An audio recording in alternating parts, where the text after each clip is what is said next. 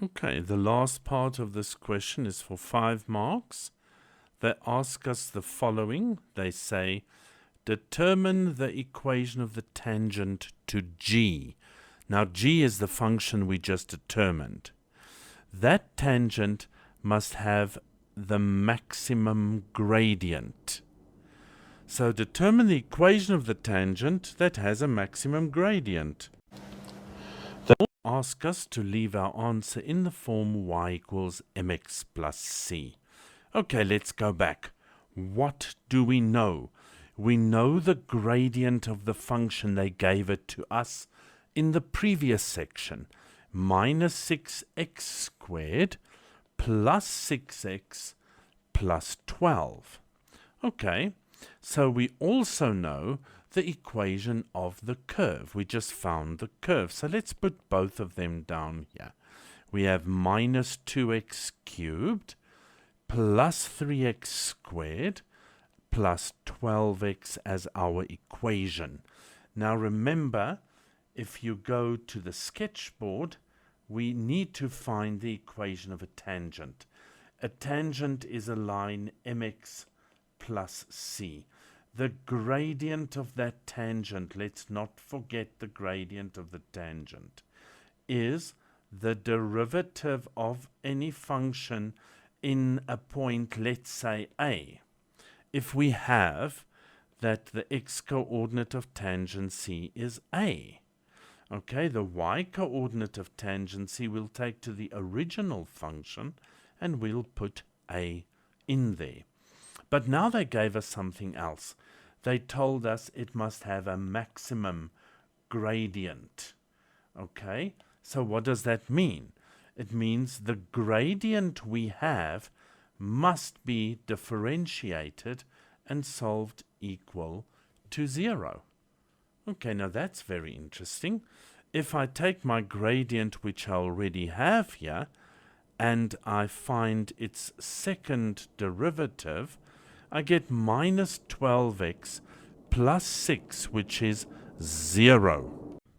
Okay, so if I solve that equal to 0, minus 12x equals minus 6 means that x is equal to a half. So my x-coordinate for tangent c will definitely be a half. I just now need the y-coordinate for tangent c.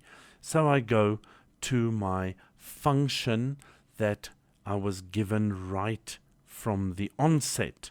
Okay, that will mean that minus 2 times a half to the power of 3 plus 3 times a half squared plus 12 times a half. Now folks, this gives me minus 2 over 8, which is minus a quarter. This gives me plus 3/4. Now minus a quarter plus a 3/4 is 2/4, which is a half. So that gives me a half. This gives me a 6. So my y value is going to be 13 over 2. 13 over 2 is 6,5. Okay, so what do I have? I have the point of tangent c. Okay, I've got that point of tangent c. I must now go and find my gradient. So to find the gradient of this tangent, I move into my derived function over here. So I say that's minus 6 times a half, that is squared, plus 6 times a half, plus the 12. Folks, now this gives me minus 6 over a quarter is minus 1.5, plus 3 plus that is plus 15. 15 minus 1.5 leaves me with 13.5, or 27 over 2. Now I've got all the information. Now I can go and I can say, okay, my equation of my tangent is as follows. It is the y. Remember, what do I have now?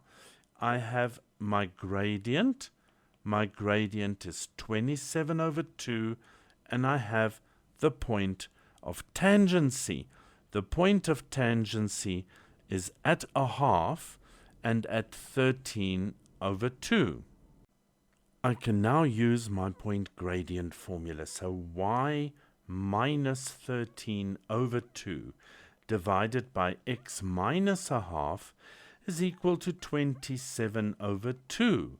Now I do not like this double fraction over here, the complex fraction.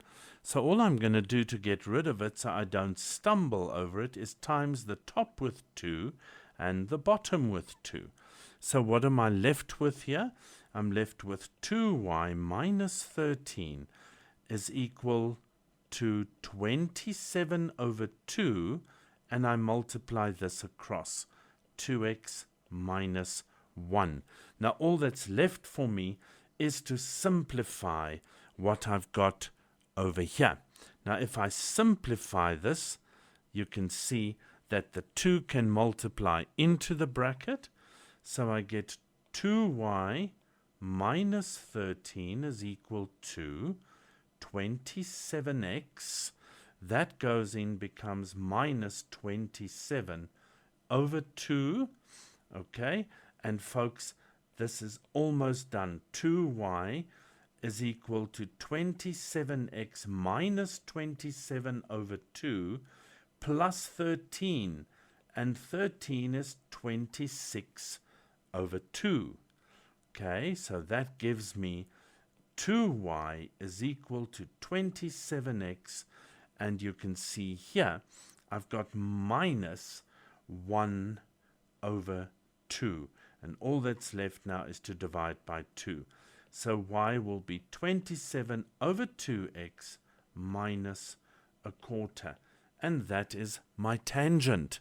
Now remember, there was a few important things. I had to find the x value, I had to find the y value, and I had to find the gradient of my tangent. Once I had that, folks, I could find the equation by using my point gradient formula. Whichever way you want to use it.